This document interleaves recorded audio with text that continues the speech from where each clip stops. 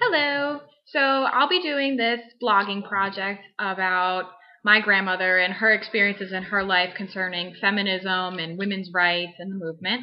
But before the interview, I just want to give you a little background. It's my grandmother's house. Super nice, super clean. Grandmother's puppy. This is Moose.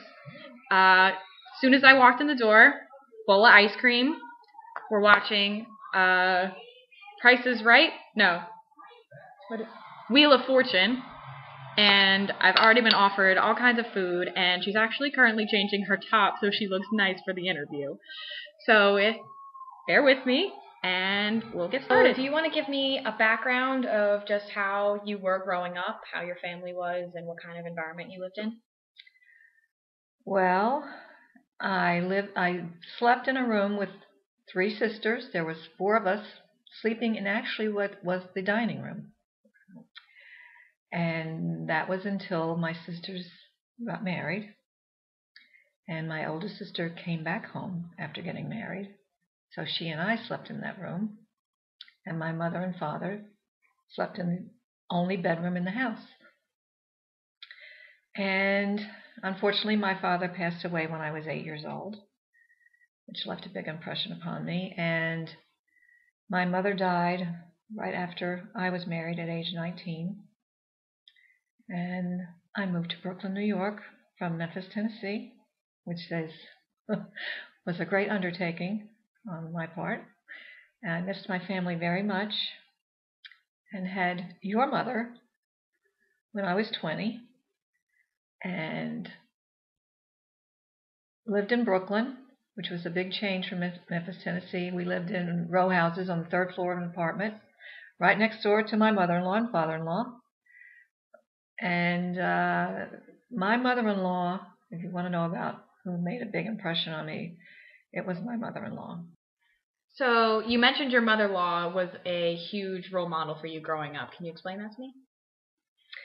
Well, the first time I met my mother-in-law was when we were getting married in Memphis.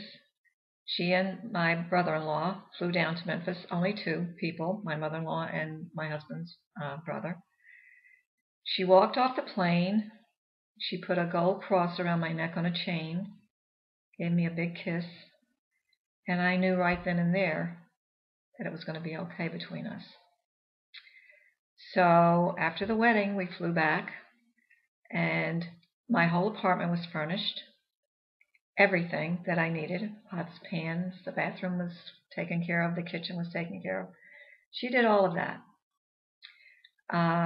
We did live next door to them. We would go to dinner there 3-4 nights a week.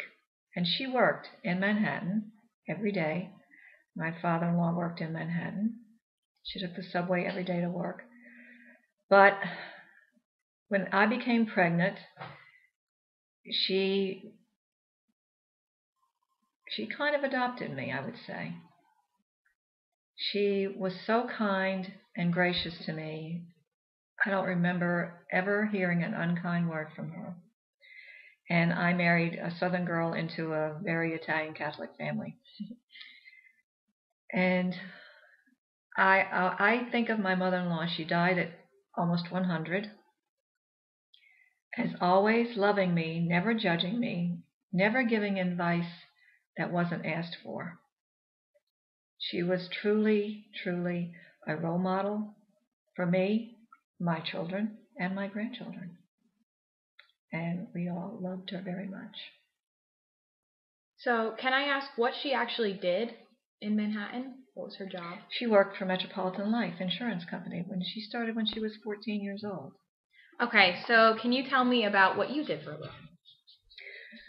Well, after my youngest went off to school in first grade, I got a job as a truant attendance officer in a high school, a very large high school in Toms River, New Jersey. It was very hard at first because the school was new and no one had properly outlined this job, so I just really had to figure out what I had to do. I had a good principal, but he wasn't that helpful. Anyway, I love the job because I love kids, and high school kids are great. They would come in whether they were late, and they would look at the clock and they couldn't tell the time because it wasn't a digital clock. And we knew that. We would look at them and say, "You can't tell what time it is, can you?" So, but we laughed with them. We cried with them. I had a lot of kids that came to me with problems that I helped out. I spoke to a lot of parents, a lot of good parents and a lot of bad parents, and had a lot of discussions with them about their children, and a lot of them were very, very gracious to me to have my advice, which I gave them.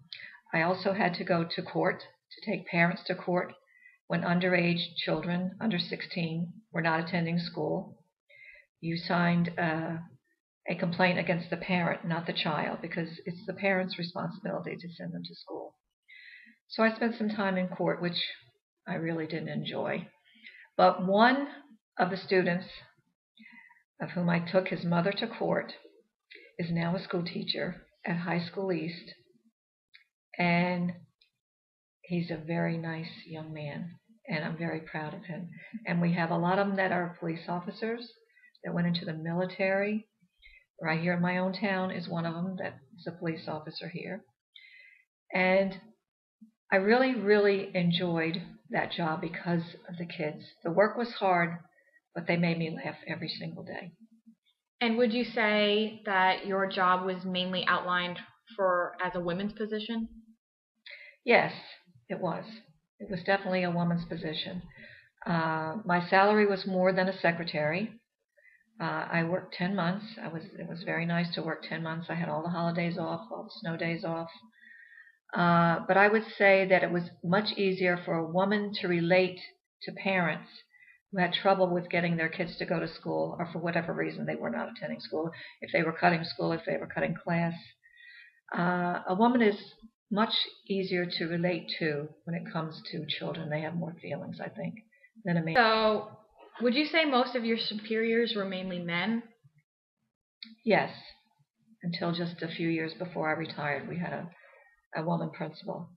But my principal was a man. All the assistant principals were men.